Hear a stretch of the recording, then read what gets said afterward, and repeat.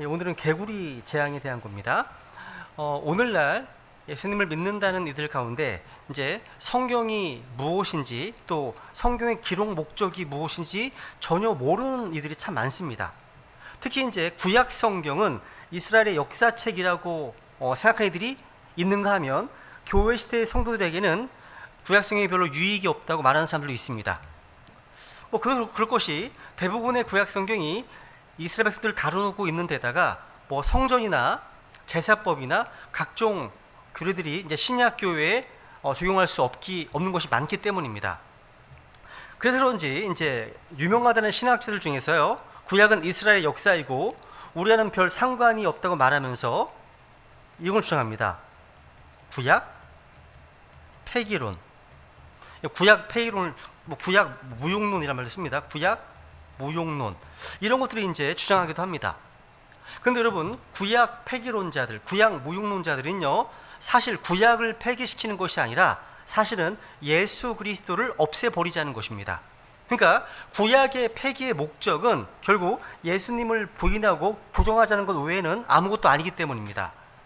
왜 그러냐면 정리해 보겠습니다. 첫 번째로 요한복음 5장에 보세요. 이 구약 성경은요, 예수님께서 구약 성경의 증언을 받고 계시기 때문입니다. 요한복음 5장 39절, 아주 유명한 말씀이죠. 요한복음 5장 39절. 성경 기록들을 탐구하라. 너희가 그것들 안에서 영원한 생명을 얻는 줄로 생각하는데 그것들은 나에 대하여 증언하는 것들이니라. 성경 기록은 바로 예수 그리스도를 증언하는 책입니다. 창세기든 출애굽기든 레위기든 민수기든 다 예수님을 증언하는 책입니다. 예수님이 어떤 분이시고 그분이 어떤 일을 하실 것인가를 증언하는 책이라는 거죠. 그 때문에 구약 성경에 확실한 증언이 없는 예수는 그리스도가 될 수 없습니다. 우리는 율법과 시편과 대언자들이 미리 말씀하고 기록한 그분을 믿는 것이지 구약 성경에 증거가 없는 예수를 믿는 것이 아니죠. 그러니까 구약을 폐기하자는 것은요, 예수님께서 그리스도이심을 뒷받침하는 근거, 그 증거를 다 없애버리자는 뜻입니다. 또 그것만 아닙니다. 예수님께서는요, 구약 성경의 성취, 그러니까 구약의 성취이기 때문입니다. 주님께서는요, 자신이 기록된 구약 성경의 성취자이심을 선포하고 자신의 몸으로 역사 속에서 그 성취를 이루어 가셨습니다. 그래서 믿음의 증거를 주셨다는 겁니다. 그 때문에 구약을 폐기한다는 것은요, 예수님께서 그리스도이심을 입증한 모든 근거들을 폐기해 버리자는 것입니다. 그러니까 예수님께서 그리스도이심을 믿게 할 믿음의 근거를 없애버리는 거예요. 여러분, 구약 성경에는요, 예수님께서 앞으로 일어날 성취, 하실 일을 기다리는 많은 예언들이 남아 있습니다. 여러분, 이미 기록된 역사적 기록을 통해서 앞으로 다가오게 될 미래를 대비하고 소망하게 됩니다. 그러니까 구약을 폐기하자는 것은요, 다시 오실 예수 그리스도를 없애려고 하는 시도인 겁니다. 또 우리 주님께서는요, 이 구약 성경을 통해서 자신을 계시하셨습니다. 아까 성경을 탐구하라, 이 성경은 바로 나를 증언한다 말씀하셨죠. 여러분, 신약 성경이 기록되기 전 사도들은요, 구약 성경을 통해서 예수님께서 그리스도이심을 증언했습니다. 한번 사도행전 18장 28절을 보세요. 한번 사도행전 18장 28절을 보시면 아볼로라고 하는 유명한 성경 교사가 나옵니다. 아주 훌륭한 성경 교사입니다. 사도행전 18장 28절.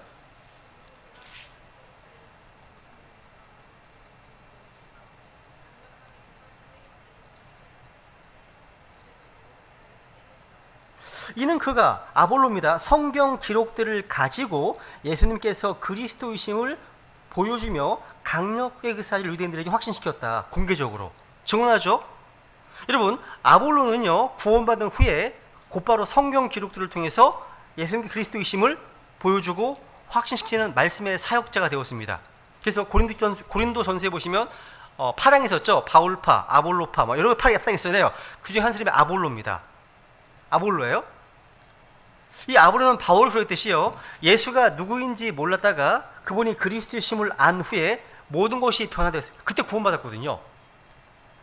여기 보세요. 그가 성경 기록들을 가지고, 중요합니다, 아볼로는요, 물론 뭐 표적이나 기적이나 어떤 기이한 체험 등과 같은 어떤 감정적인 흥분이 아니라 성경 기록들을 통해서 예수님이 그리스도이심을 알고 믿게 했습니다. 이게 우리가 해야 될 사역인 거예요. 이게 가장 바른 믿음이고 확신인 겁니다. 이상한 체험을 추구해서는 안 됩니다. 표적을 추구해서는 안 됩니다.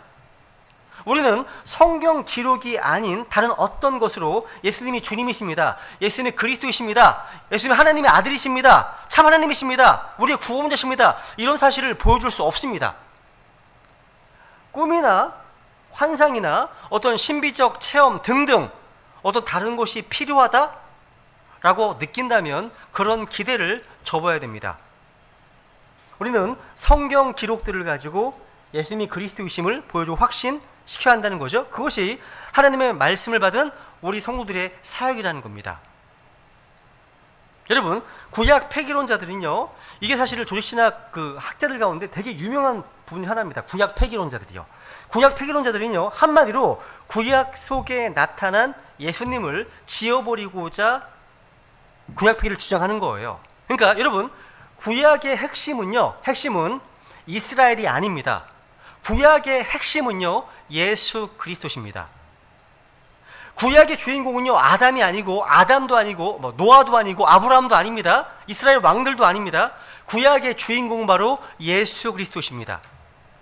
그러니까 구약 폐기론을 주장하는 사람들은요, 구약을 이스라엘의 역사니 어쩌니 하지만 정작 목적이 뭔지 아세요? 예수 그리스도를 공격하고 아예 지워버리려고 하는 겁니다. 이건 신학적인 어떤 사상이 아니라 마귀의 목표입니다.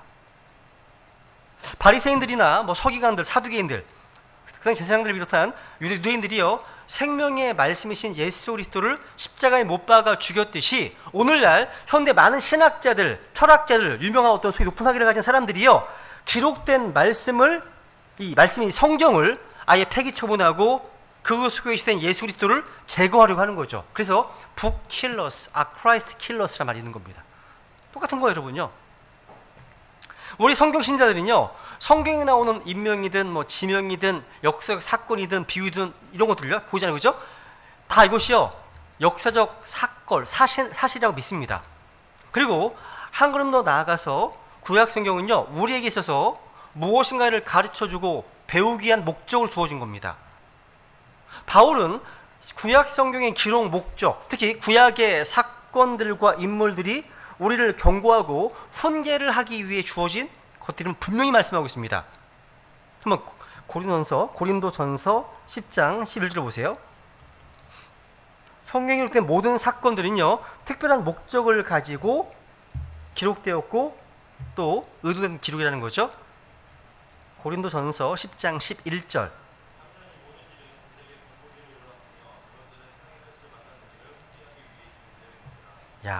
여러분, 성경에 기록된 역사적 인물들과 사건들은 다 우리를 훈계하기 위해 기록된 것들입니다.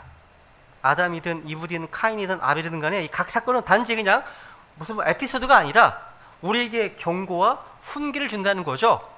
이게 구약 성경을 주는 목적입니다. 로마서 15장도 볼게요. 로마서 15장 4절도 보세요.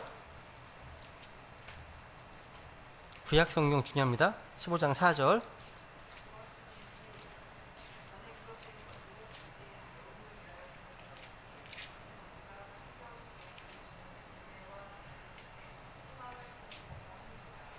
무엇이든지 전에 기록된 것들이 뭡니까?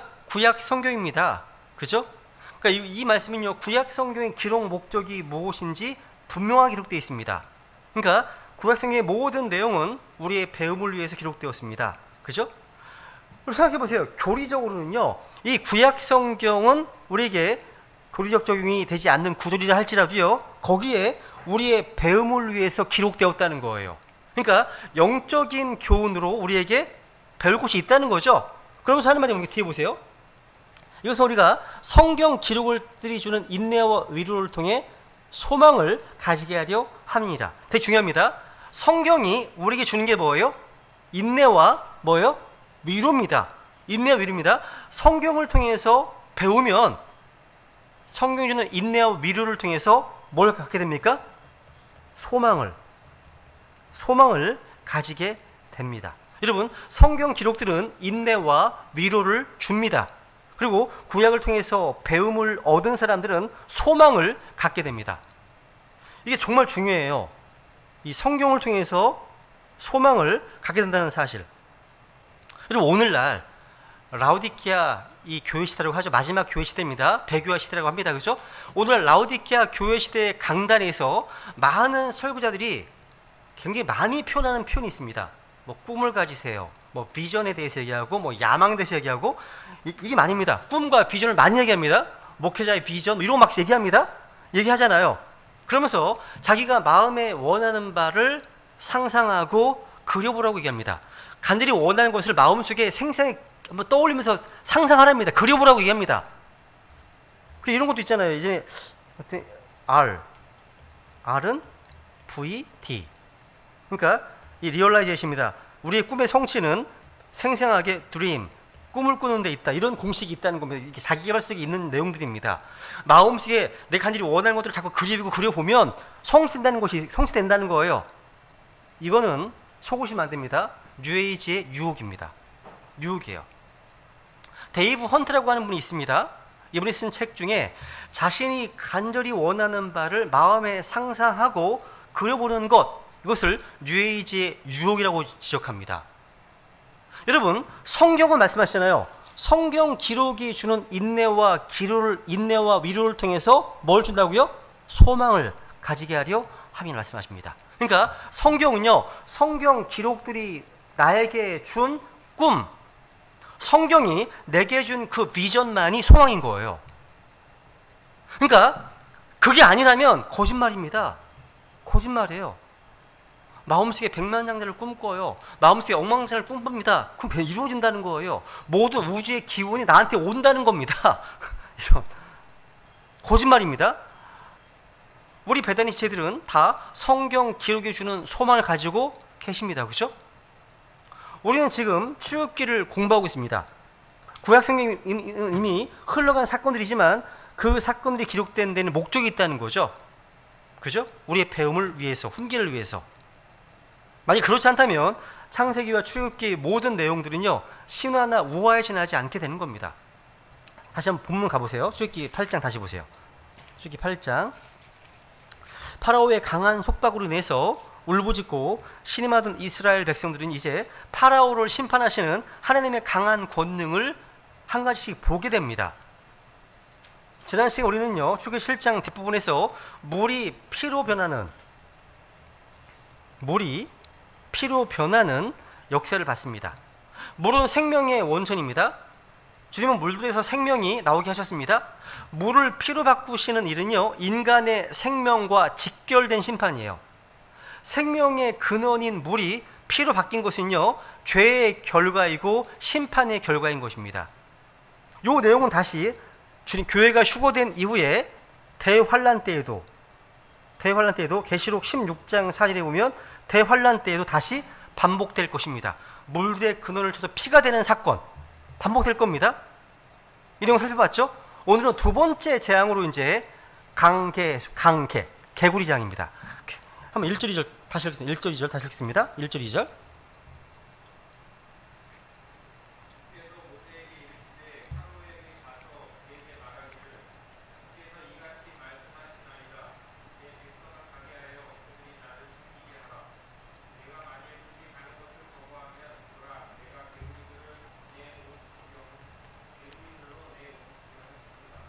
야, 이제 개구리 재앙이에요.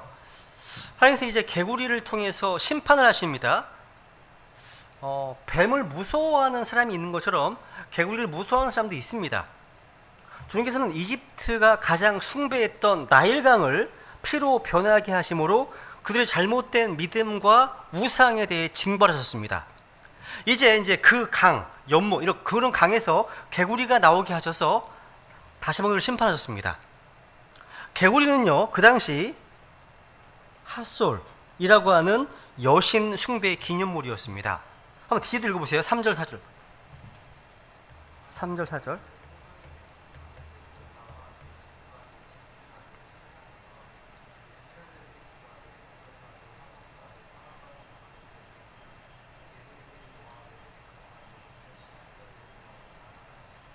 여기 보시면요. 개구리들이 지금 5대나 있습니다. 개구리들이 이집트의 온 집안 구석구석까지 들어갔습니다. 침실과 침상 위와 화덕과 빵반죽 그릇까지 다 개구리들이 점령했습니다. 저는 개구리를 무서워하지는 않습니다. 그렇다고 개구리를 잡을 수 있는 것도 아니에요. 우리 기온이는요, 개구리를 잡아서 해부하기도 했는데요, 저는 못합니다. 우리 애들은 해부하는 영상도 거리낌 없이 잘 보더라고요. 저는 그런 영상을 보는 것 자체도 좋아하지 않습니다. 그렇다고 무서워하지는 않습니다. 근데 개구리가 제 침대 위에 있거나 먹는 음식 그릇 위에 있는 것은 정말 싫습니다. 개구리가 집안에 가득하다면 정말 끔찍할 겁니다. 생각해보세요. 여기 가득하다고 의자에 앉아있어 다 개구리 있다고 얼마나 끔찍하겠습니까? 그죠? 근데 이게 5절부터 보세요. 5절, 6절, 7절 한 번씩 읽어볼까요? 네.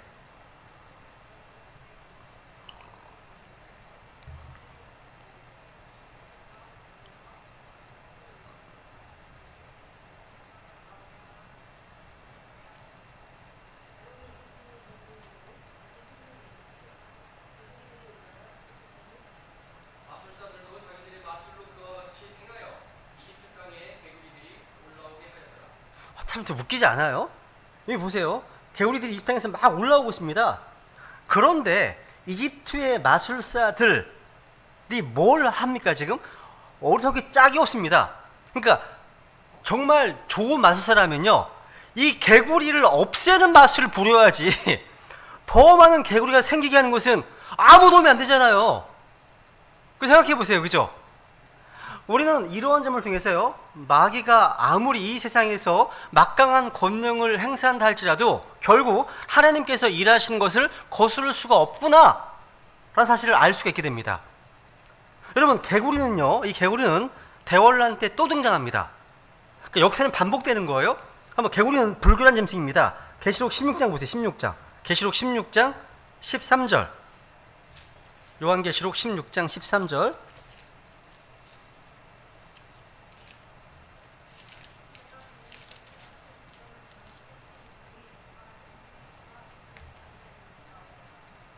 야, 여기 보면 이제 마귀의 삼위일체가 나옵니다. 사탄의 삼위일체. 그죠? 야, 용, 짐승, 거짓 대언자가 나오네요. 여러분, 성령님은요, 비둘기 같은 모습이고 순결하고 거룩한 영입니다. 홀리 스피릿, 거룩한 영입니다. 근데 부정한 영, unclean, 부정한 영은요, 개구리 같고 더러운 영입니다. 용, 짐승, 거짓 대언자, 이 셋은 사탄의 삼위일체를 보여주고 있습니다. 용은 하나님 아버지를 흉내냅니다. 그리고 자기의 권능과 자리를 짐승에게 모두 줍니다. 짐승은요, 아들이신 예수 그리스도를 흉내내는 적 그리스도를 얘기를 합니다. 거짓 대언자는 성령님을 흉내내면서 기적을 행하고 사람들에게 짐승을 경배하게 합니다. 여러분, 하나님의 영, 그리스도의 영, 성령은요, 다 거룩한 영입니다. 근데 용의 입과 짐승의 입과 거짓 대언자의 입에서 나오는 영은 개구리 같은 부정한 영입니다. 부정한 영? 이는 마귀의 활동이 온갖 더러움과 연관되어 있음을 보여줍니다. 개구리는요, 육지와 습지를 가리지 않고 거합니다. 악령들 역시 마찬가지입니다. 다시 본문에 보세요. 7절. 다시 보세요. 7절. 마술사들도 자기들의 마술로 그와 같이 행하여 이집트 땅에 개구리들이 올라오게 하였더라. 마술사들은요, 개구리를 몰아내지 못했습니다. 마술사들은요, 개구리가 활동하지 못하게 죽이지 못했습니다. 다만 더 많이 만들어냈습니다. 그죠? 이는 이 세상 신인 마귀가 하는 일과 비슷한 겁니다. 마귀는요, 악을 근절하거나 죄를 막지 못합니다. 악의 진행을 단절시킬 수도 없습니다. 마귀가 할 수 있는 일은 뭐냐? 죄 위에다 죄를, 악에다 악을 더하는 일 뿐입니다. 이게 마귀가 하는 일입니다. 그 다음 보세요. 그 다음 8절.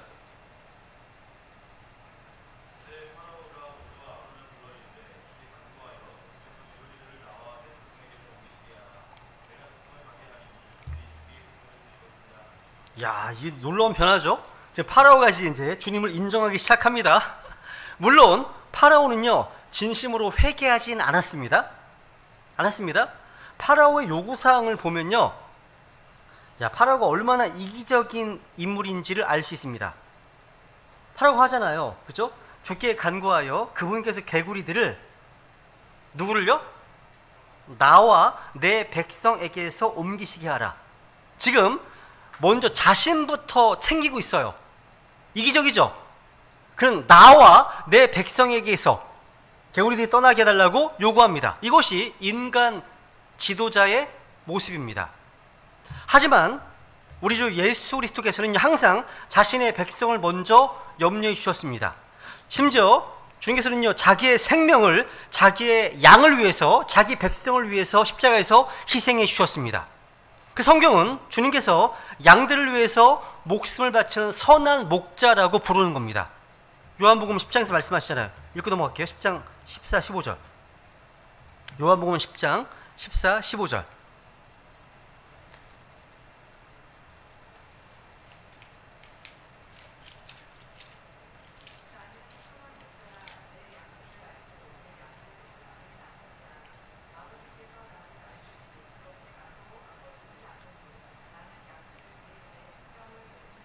야, 선한 목자신 예수님께서는 양들을 위해서 내 생명을 내어 놓으시는 분이시죠? 이분과 지금 적 그리스도를 예표하는 파라오는 너무나 대조가 됩니다. 정반대예요. 그죠? 다시 이제 9절 10절 보세요. 오늘 본문의 핵심 구절입니다. 9절과 10절 보세요. 아주 놀랍습니다. 이 파라오의 답변이요. 9절 10절 읽어보세요. 같이 읽어볼게요. 9절 10절은 같이 읽습니다. 시작. 모세가 파라오에게 이르되 나보다 먼저 영광을 취하소서. 내가 언제 왕과 왕의 신하들과 왕의 백성을 위해 간구하여 왕과 왕의 집에서 그 개구리들을 멸함으로써 그것들이 강에만 남아있게 하리까 하니, 그가 이르되 내일이니라 하므로 모세가 이르되 그 일이 왕의 말씀대로 될지니 이로써 주 우리 하나님과 같은 분이 없음을 왕께서 아시리이다 되어 있네요. 파라오는 우리를 정말 놀라게 합니다. 내가 언제, 그러니까 어느 때에 개구리를 사라지게 해주기를 원하느냐? 라는 모세의 질문에 파라오는요, right now! 지금 당장이 아니라 언제라고 얘기했습니까? tomorrow, 내일, 내일이라고 대답했습니다. 아니, 지금, 당장, 오늘, 이렇게 말해야 하지 않겠습니까? 근데 파라오는요, 내일이라고 말했습니다. 이 말씀은 되게 유명한 설교가 하나 있습니다. 럭커 목사님을 주님께로 인도했던 목사님이 휴파일 목사님이 계세요. 이 휴파일 목사님의 가장 정말 명설교 중 하나가 제목이 개구리와 함께 하룻밤만 더 라는 설교가 있습니다. 되게 유명한 설교예요. 아마 인터넷 찾으시면 나와요. 읽어보시면 좋습니다. 아주 좋은 설교입니다. 거기에 이 내용이 나와요. 파라오는요, 개구리와 하룻밤을 더 있고 싶어 하네요. 무슨 얘기냐면, 죄인들은요, 죄 가운데에서도 고통을 받으면서도 지금이 아니라, 오늘이 아니라 내일을 찾습니다. 이들은 하나님의 해결책을 지금 당장 받아들이고 하지 않습니다. 성경은 이렇게 증언하죠. 그래서 이런 말씀 있는 겁니다. 고린도후서를 보세요 한번. 고린도후서 6장 2절. 고린도후서 6장 2절.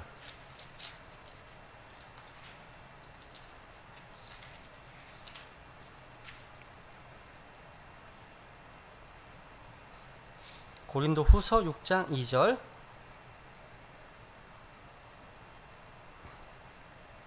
네.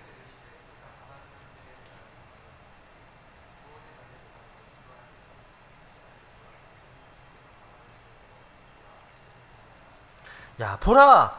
언제요? Now! 지금이 그분 받아주시는 때고, 보라! 지금이 구원의 날이니라. 내일이 아닙니다. 지금의 지금. 여러분, 이뤄진 죄인들에게는요, 내일이 없을 수 있습니다. 그죠? 내일 오면 다시 그 다음날 내일을 외칠 겁니다. 그러다 또 내일을 외치다가 결국 죄 가운데 죽습니다. 그래서 농담 삼아 얘기하잖아요. 차차막이라고요. 다 복음 전했습니다. 예수님 영접하시겠습니까? 내일, 다음에 할게요 하잖아요. 파라오와 이렇게 배운 겁니다. 똑같습니다. 차차막이에요. 속으면 안 되는 겁니다. 여러분, 세상 어떤 사람도요, 내일을 살 수 없습니다. 내일 죽는 사람도 없습니다. 우리는 항상 오늘 살다 오늘 죽는 겁니다. 구원도 마찬가지예요. 개구리와 함께 하룻밤만 더 잠을 자려는 이 파라오처럼 죄와 차마 헤어지기 싫어하는 영혼들, 내일을 찾습니다. 에이, 다음에, 다음 기회에, 내일.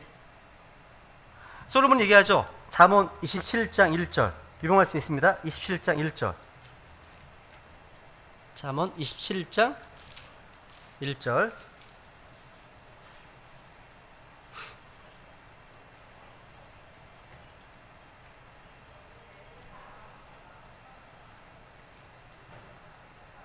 야, 이게 하나님의 경고입니다. 너는 내일을 자랑하지 말라. 하루 동안에 무슨 일이 일어날지 내가 알지 못하느니라. 그러니까 지금이 가장 중요한 시간입니다. 그러니까 성령께서는 지금이다, 오늘이다 말씀하시고, 마귀는 아니야, 내일이야, 내일이야. 그럼 마귀입니다. 마귀가 속삭이는 겁니다. 여러분, 다시 본문 들어보세요. 오늘 본문의 내용을 한번 생각해 보세요. 부엌에도 개구리가 가득하고, 화장실에도 개구리가 가득합니다. 침실에도 가득하고, 거실에도 가득합니다. 이불 위 아래로 개구리가 가득하고, 의자에도 가득합니다. 모든 곳에 개구리가 가득해서 걸어가기도 힘듭니다. 몸에도 개구리가 막 주머니도 있고 막 달라붙어 있었을 겁니다. 이런 끔찍한 상황에서 파라오는 내일 개구리를 없애달라고 요구했습니다. 지금 당장 없애달라고 하거나 적어도 1시간 내에 없애달라고 해야 정상이지 않겠습니까? 그죠? 이렇게 파라오는 이상한 사람이었지만 파라오만 이상한 사람이었던 것이 아닙니다. 우리는 모두 죄를 짓고 있습니다. 거실에서도 죄를 짓고, 침실에서도 죄를 짓고, 주방에서도 죄를 짓습니다. 직장에서도 죄를 짓고, 거리에서도 죄를 짓습니다. 우리는 죄를 즐기기도 하지만 다른 한편으로는 이 죄 때문에 괴로워합니다. 양심이 괴롭습니다. 마음이 불편합니다. 그죠? 왜냐하면 죄는 항상 쓰디쓴 대가를 치르게 하기 때문입니다. 중요한 사실은 하나님께서는요, 우리의 죄를 없애실 수 있는 분이십니다. 우리도 잘 알고 있습니다. 그죠? 주님께서는요, 우리 죄보다 훨씬 더 강하시거든요. 예수님께서는 우리가 주님을 자신의 구원자로 받아들이면 우리를 죄로부터 자유롭게 해주셨습니다. 완전한 승리를 주셨다는 거죠. 하지만 우리는 조금 더 죄를 즐기고 싶어 해요. 우리는 하나님의 자녀로서 죄를 싫어하긴 하지만 지금 당장 죄를 버리고 싶지는 않아 해요. 죄로 인해 괴로워하지만 조금 더, 오늘만 조금만 더 죄를 즐기려고 하는 겁니다. 우리도 종종 파라오처럼요, 오늘까지는 죄를 조금 더 즐기고 내일 죄를 버리겠다고 하는 겁니다. 우리는 죄가, 개구리가 끔찍하다는 사실은 동의하는데 조금 더 즐기고 싶어 한다는 거예요. 그러니까 죄가 더럽다는 사실은 잘 아는데 아직 버릴 준비가 되어 있지 않다는 겁니다. 그 죄가요, 내 인생을 망친다는 사실은 알고 있는데 에이, 지금은 버릴 생각이 없다는 거예요. 이게 그러다 망하는 겁니다. 이것이 바로 오래전에 파라오의 문제였고 오늘날 우리의 문제이기도 하다는 거예요. 반복되는 겁니다. 여기 11절부터 보세요. 어렵지 않으니까요, 11절부터 또 읽어볼까요? 14절까지 한 번씩 읽어보세요.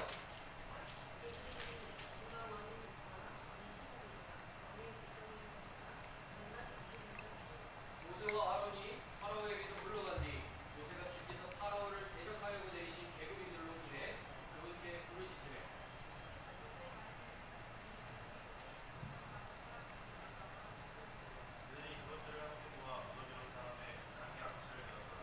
야, 개구리들이 사라진 것이 아니라요, 죽었네요. 사람들은요, 개구리의 사체를 모아 쌓아야고 당연히 죽은 개구리의 몸은 썩어서 악취를 내기 시작했습니다. 사실 강에 대한 취향, 강에는 이미 물이 피로 변해서 죽은 물고기들이 그 사체가 썩어서 아주 악취가 진동하고 있었습니다. 이제 마을에는요, 이 개구리들의 사체가 썩기 시작하면서 온 세상은요, 악취와 썩은 냄새로 진동했을 것입니다. 그런데 이제 15절이 키포인트입니다. 15절 읽어보세요. 15절.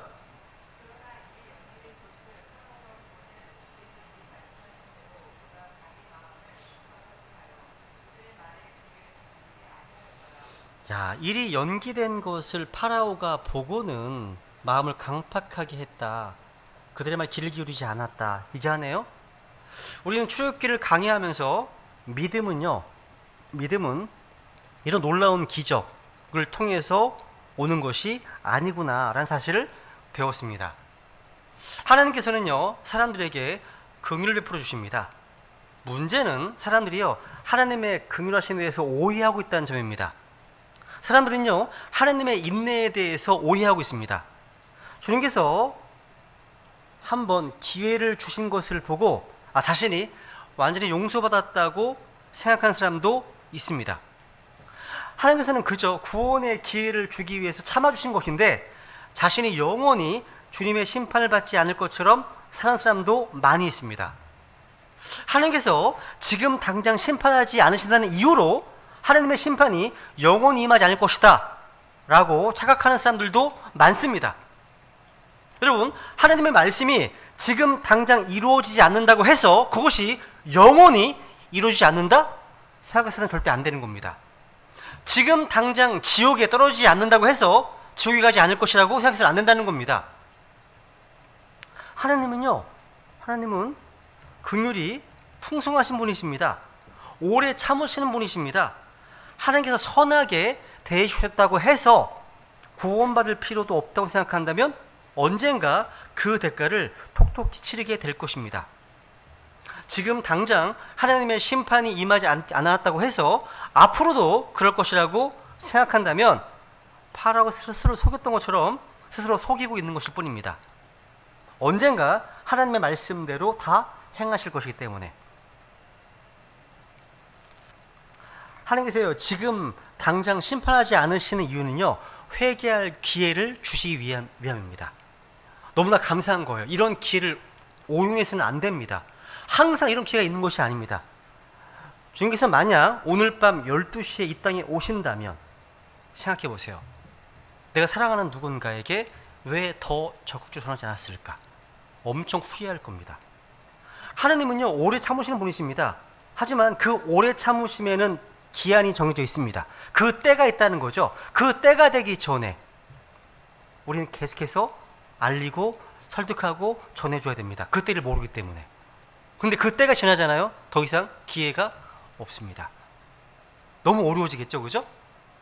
파라오처럼 마음을 강팍하게 해서는 안 되는 겁니다. 하나님의 심판이 임하지 않을 것이다? 착각하지 마시라는 거죠. 여러분, 파라오는요, 주님의 은혜로요, 쏟아지던 재앙이 잠시 연기되었을 때, 그때 자기의 마음을 회심하지 않았고 오히려 제가 보면 안심했습니다. 이제 끝났나 보다. 안심한 거예요. 근데 잠시 연기된 것 뿐입니다. 이게 중요해요. 이게요, 제가 볼 때 이거는 구원받지 못한, 그러니까 회개하지 않은 죄인들의 공통적인 마음인 것 같아요. 공통적인 문제예요. 근데 이것을요, 영적으로 적용하면 믿는 성도들도 마찬가지예요. 마찬가지입니다. 무슨 얘기냐? 우리도 어려움과 고통 가운데서는요, 기도하고 주님께 울부짖습니다. 그래서 어느덧 그것이 지나가면 안도하면서 다 잊어버립니다. 파라오처럼 잠시 연기된 재앙을 완전히 영원히 피한 것처럼 살아간다는 거예요. 그러니까 주님께서 주신 자기 성찰과 회개의 기회를 무시하고 육신의 정욕을 채우는 기회로 삼아버린다는 거죠. 근데 우리는 파라오 같은 자세를 취해서는 안 됩니다. 갈라디아서 5장 13절을 보겠습니다. 중요합니다. 갈라디아서 5장 13절. 갈라디아서 5장 13절.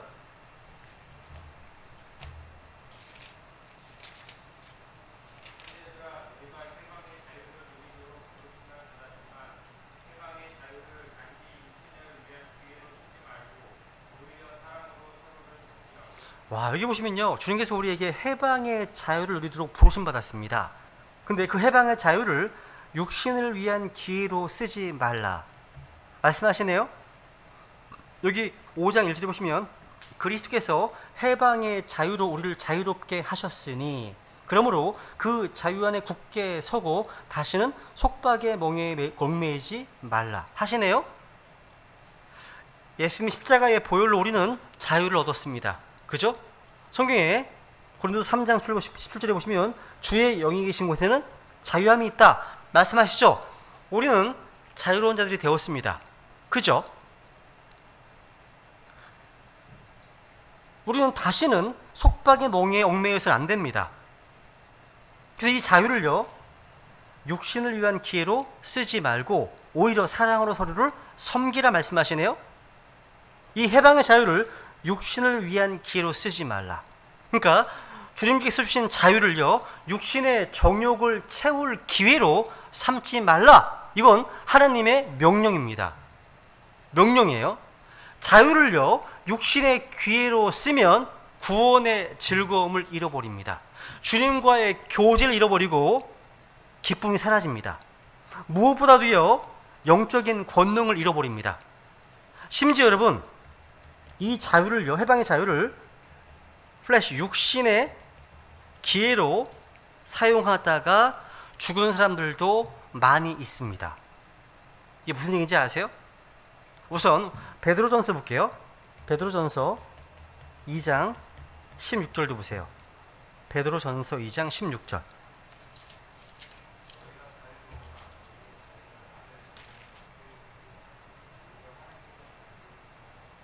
너희의 자유를 악을 덮는 도구로 덮개로 쓰지 말라. 이미 십자가의 피로 용서받았으니까 죄를 지어도 되겠지. 이게 심각한 영적 상태에 있는 겁니다. 나를 구원하기 위해서 십자가에서 피 흘려주신 예수님, 그분의 피를 모독하는 겁니다. 그런 자세 자체가요. 그죠? 말씀하시잖아요. 너희의 자유를, 천국 가니까 내 마음대로 살아도 되겠지. 너희의 자유를 악을 덮는 덮개로 쓰지 말라 말씀하시잖아요. 여러분, 우리 구원받은 성도들의 자유는요, 죄를 짓는 자유가 아닙니다. 죄를 짓지 않을 자유죠. 그 자유는요, 방종이나 쾌락주의나 육신주의를 위한 것이 아닙니다. 근데 여러분, 크리스찬들 가운데는요, 이러한 자유를 악용하는 사례가 언제나 넘쳤습니다. 특히 구원파. 그러니까 그런 게 심해요. 이미 구원은 가니까, 이미 모든 죄가 용서받았으니까, 이런 말. 심지어 신약은 구약이 아니라 또 크리스찬은 율법 아래 있지 않고 은혜 아래 있다는 진리를 말하면서 육신의 정욕을 채우면서 아무렇게나 살아도 되는 줄로 아는 성도들이 있습니다. 이것은 무지와 오해일 뿐만 아니라 주님을 모독하고 욕되게 하는 것입니다. 주님께서 주신 그 자유를 육신의 기회로 삼거나 악을 덮는 덮개로 쓰는 것은 죄라는 거죠. 자꾸 반복되면 양심이 화인맞게 되고 죽을 수도 있습니다. 뭐가 죽습니까? 보세요. 로마서 8장. 이제 마무리하겠습니다. 로마서 8장 13절. 성경에 육신대로 살다가 죽은 케이스들이 많이 나오는데 두 개만 볼게요. 로마서 8장 13절 보세요. 로마서 8장 13절.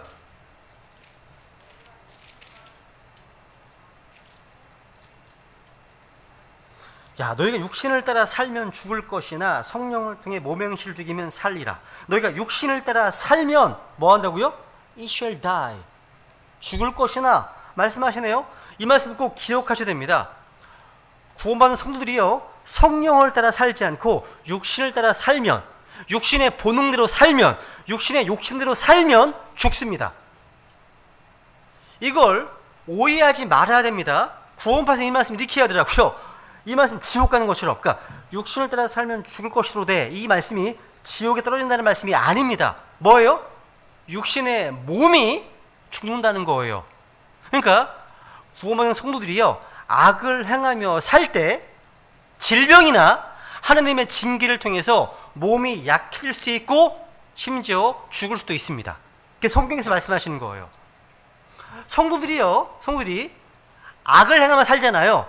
수명이 단축될 수도 있습니다. 성경이 말씀하십니다. 바울은요, 고린도 교회에서요, 자기 아버지의 첩이었죠. 자기 아버지 아니었죠. 그런 음행을 저질렀던 성도를 판단하면서 이렇게 얘기합니다. 바울이 넘어오세요. 고린도전서 5장 5절. 음행의 문제를 얘기하면서 고린도전서 5장 5절.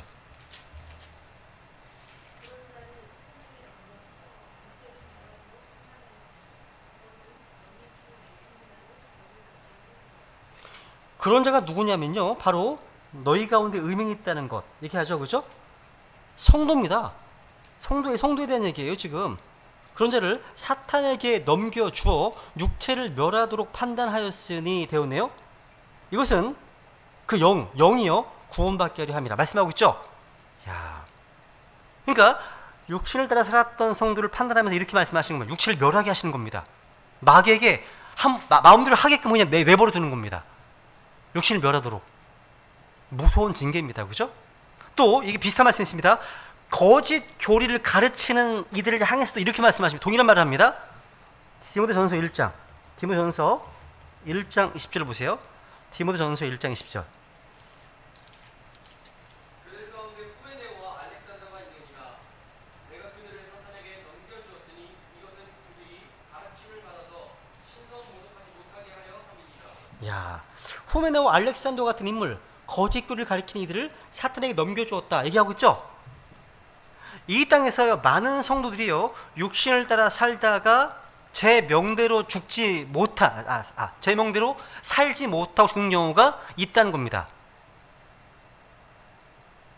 여러분, 성도들이요 만몬을 비롯해서 탐욕 등등 우상을 섬기고 다른 신들을 섬긴다라고 하면 성경에서 이런 말씀하십니다. 신명기 보면 30장 18절에 보시면 너희 날들이 길지 못하리라 말씀하십니다. 하나는 볼까요? 전도서 8장 보세요. 전도서 8장 13절. 이 말씀만 자꾸 마치겠네. 전도서 8장 13절 보세요. 언젠가 우리 아이들이 물어본 적이 있었습니다. 수명이 정해져 있냐고. 그렇지 않습니다. 전도서 8장 13절 보세요.